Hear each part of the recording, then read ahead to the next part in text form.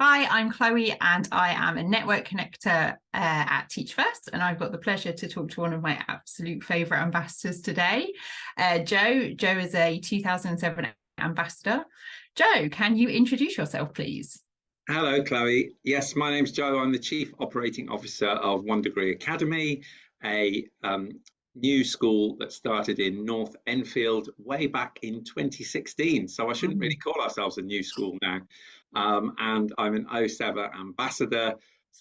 Have supported Teach First through various ways and means, and also support a local multi-academy trust also in Enfield. Amazing. Right. So we are going to kick off with a couple of questions just to get you to know you a little bit better and about your journey. So Teach First, you obviously started in 2007. So what has been your career journey? Like, why did you start and how did you get to where you are now? Well, I originally wasn't hadn't heard of Teach First. I was at Warwick University and was going to go and work for one of the big four accounting firms, KPMG, and they asked me to go along to a sort of while I was at university, they asked me to go along and just check out a new recruiter that was on the scene. That was obviously a new graduate recruiter called Teach First, and I went along really to spy and report back to KPMG. And I was so impressed by what I heard, I actually reported back to KPMG that I would not be accepting their place and applied for Teach First instead. So sort of coincidence in some way. Was placed in a school in West London in Hayes to do economics. So I was secondary trained. Stayed there for a number of years as their head of department, and then went to the corporate world and went to support and develop the new NPQH programs through Deloitte, who were supporting the National College at the time. But I think still was very much drawn back to the world of education. So returned to run the sixth form at my original Teach First school and did a further number of years there. Got my NPQH through Future Leaders, and then had a bit of a break and went and discovered sort of the world of operations, operating something called a floating classroom on the canals of West London. But still very much, there was still that draw, I think, to come back to the classroom, and had a telephone conversation with another Teach First ambassador who had joined a group of leaders and educators who had just accepted and been successful in a free school application, One Degree, with the Adnan Jaffrey Academy Trust. And so I joined that group of leaders and educators to start a free school along with another ambassador, Aidan Sadgrove, and we started One Degree Academy. Amazing. And that was 8 years ago now. So that's been a long time, actually, and incredible. Very long Now time. sat in the new One Degree Academy building that was built only a year ago. So we were in temporary accommodation for a long time, but we got there in the end. As is the curse of some free schools, hey. I'm really interested, and it's kind of a slightly diverted question, but you took quite a few breaks going in, out, and actually that's something that, from my experience with the ambassador community, they really worry about. And they worry about what it would mean, the impression that they give, and if they can still climb the ladder if they do that. But for you, it seems to have been a really positive thing. What would you say to ambassadors who are considering breaks in their career, doing different things, exploring different options? I think that there's certainly, don't get me wrong, it's challenging to do that because there's that kind of memory, isn't there? That organizational memory that you just learn and build on. But I think there's so much you can bring back. So even like some of the incredible training I received when I was at Deloitte around like organizational like planning and project management, and even like the basics of Excel and some of those skills, Yeah. that just meant that I could come back and bring that back into my leadership, and that allowed me to support people. I love helping people and I love seeing other people succeed.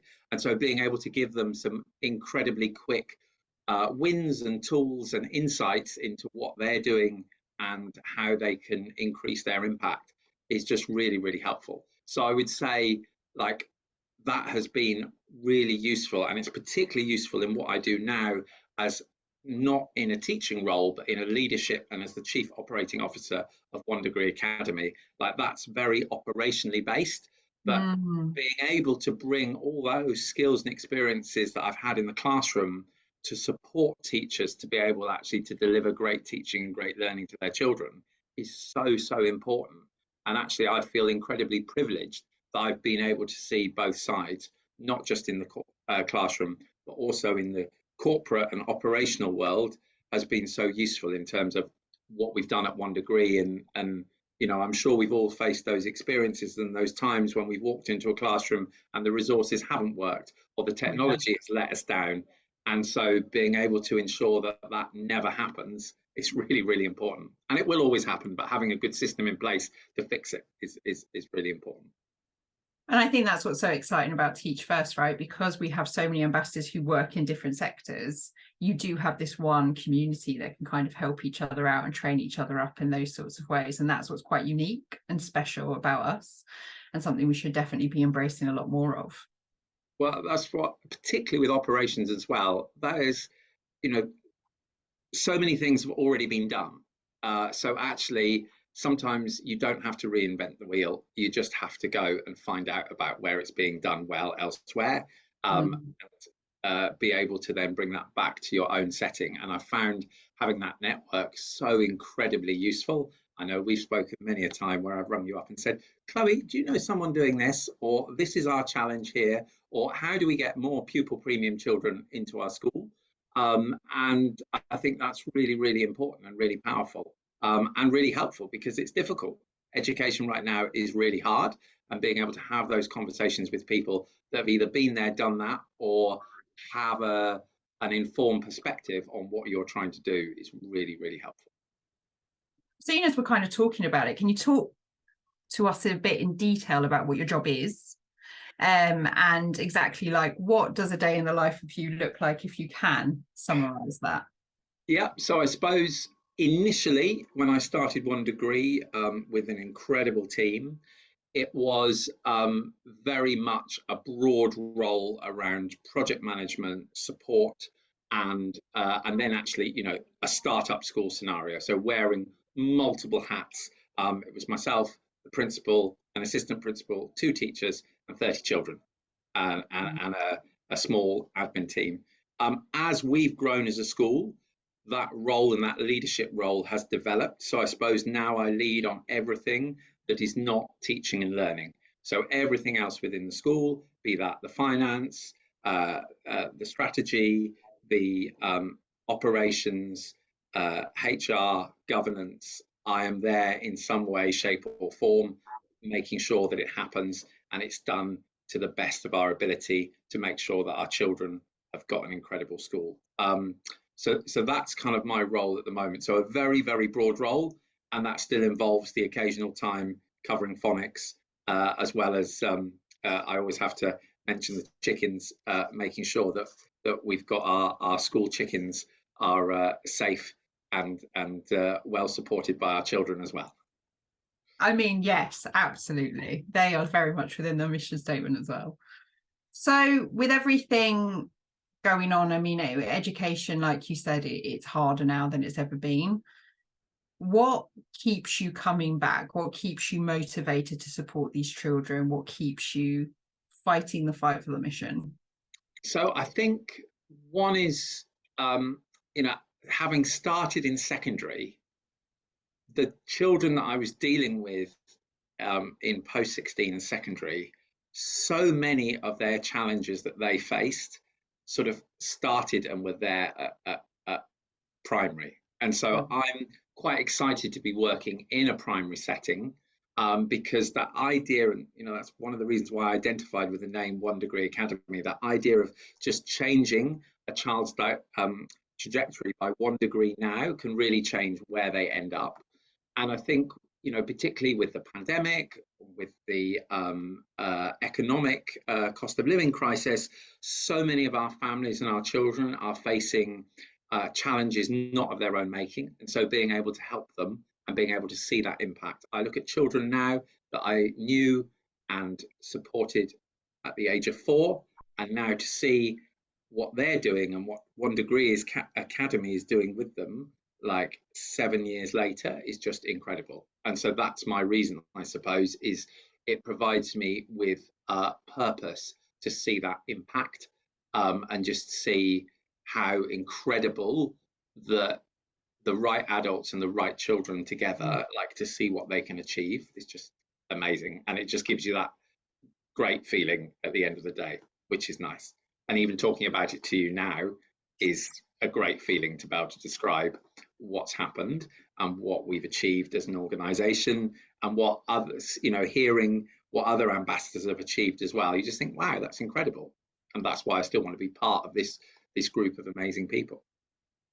So what next for One Degree? You've obviously come a long way in the 8 years, but what are the plans for the future? So I think the challenges that we're facing, and if anyone has got any answers to this, please do reach out to myself, and Maria Crastra as well, who's another ambassador who's heavily involved in One Degree. So our challenges are, one, we want to ensure we continue serving educational disadvantage. And we've actually, our permanent building has been located in a site where there's massive regeneration and housing development going on. So potentially our pupil premium intake could fall from 60% to 20% in the next few years. We don't believe that's right. We don't believe where you live is right. We provide a bus service for all our children who live in more disadvantaged areas to come to our new school building, but we know that costs money. We've changed our admissions policy to enable, if you're pupil premium, you'll come here first. But so that's what we're focused on for the next few years, is how do we address that, and how do we ensure we continue to attract those children, but also how do we ensure we can have a secondary provision for them. At the moment, because of our building, we're primary. If anyone has a secondary school in Enfield going spare, we will gladly work with you. So, I mean, I think there's, and then for me personally, I feel I've learned an incredible amount from observing and going through those challenges of setting up a new school. And I would love to support other schools with those kind of operational and logistical challenges, so we can just make teaching easier in the classroom. Out of those challenges, what are the ones that worry you the most? I think the biggest thing is what I've mentioned around attracting children from areas of educational disadvantage and deprivation. I think that is a real challenge when you talk to families. You know, they've got so much on. The last thing they want to think about is, where do I send my child to school? Right. Actually, that's so important, and it's so important for schools to have that mix of children. So I think that's probably one of our biggest ones. And you know, we're still grappling with what will that look like in the future. Will that mean that there will be some satellite nurseries that feed One Degree? Will that mean that actually there'll be another school located somewhere else? You know, we're still wrestling with what that will look like. But I think that's really, really important, because I think particularly, you know, renters and families who are renting in London and in other cities will find it more challenging. They will find themselves being pushed out to certain areas and certain locations. And I think they should still be able to choose the school that they want to go to. It's really interesting to steer, right? And it's not something that we've really talked about within Teach First or education generally. No, it's interesting. The Sutton Trust have just released a paper and are starting to do a significant amount of work on does where you live affect your options in terms of which school you can go to. Right. And I think that's something we should think about. And also the cost of living and the cost of housing, like all of that is rolled into one. And it's a challenge that teachers and educators come back to, that, you know, you lift the surface and you find that actually there's a wider social problem rather than, just what you would call schools' core business. Yeah, Actually, schools need to be supporting and addressing wider social problems if they're going to address the issues they see in the classroom. absolutely. So you became an ambassador, 15 or so years ago?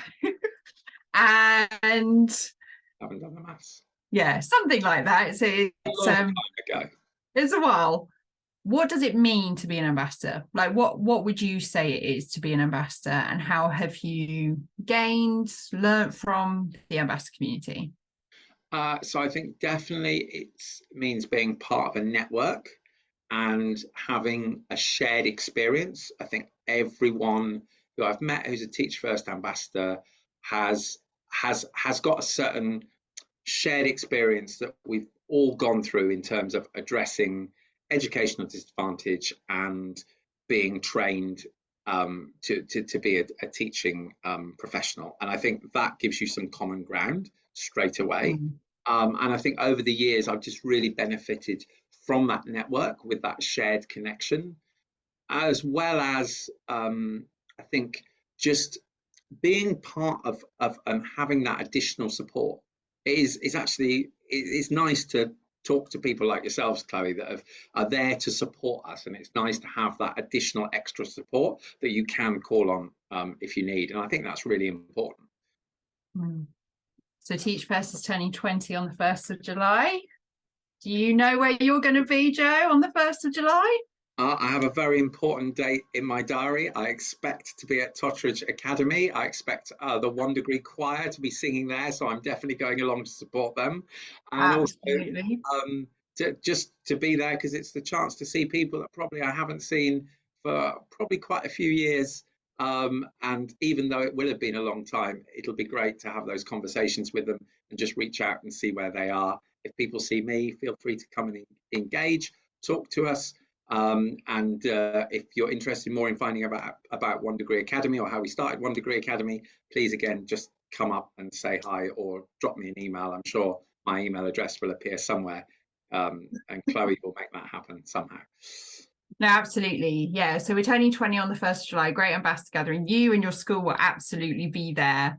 And I suppose my last and closing question is, we've been going around for 20 years. A lot has changed, but unfortunately a lot hasn't. What would you say Teach First needs to prioritize for the next 5 to 10 years? I think that the biggest challenge will be how can they support teachers further. There is no doubt that they've demonstrated that great teachers can help close that disadvantage gap, but actually what's happened is the pace and the pressure has picked up, particularly in these last 10 years. So that revolving door of teachers going in and out of the classroom has got like more rapid. So how can we support teachers more to enable them to stay and do their incredible work that they do? I think that is going to be a massive challenge, and there is a recruitment crisis, and that recruitment crisis is going to get more severe, I think, before it gets better. And so what can Teach First do to champion that role as a teaching professional and ensure that those teaching professionals are really well supported, and how can they be that champion for the voice of all those, not only ambassadors, but also new teachers that they're recruiting in this coming cohort? Thank you. And thank you so much for always being really engaged with the organisation and being a real champion of the work and supporting all your Teach First ambassadors, trainees, and all the pupils you serve. Teach First would not be where we are if it wasn't for ambassadors like you. So thank you so much for everything that you do. And likewise, thank you for everything you do, because it's really important that you carry on with that support. My pleasure. So we'll close off by saying that Joe, his school, Maria Crasta, their pupils will all be at the Great Ambassador Gathering on Saturday, the 1st of July. It's literally the last day to get tickets. So if you can, please get them today. But otherwise, if you see him there, definitely say hi. I know that Joe is very, very friendly and very happy to have a chat. I will also be there undoubtedly in some sort of branded t-shirt, so you won't be able to miss me. But thank you so much, Joe. Really appreciate your time. Thank you, Chloe. Look forward to seeing everyone there. Bye bye.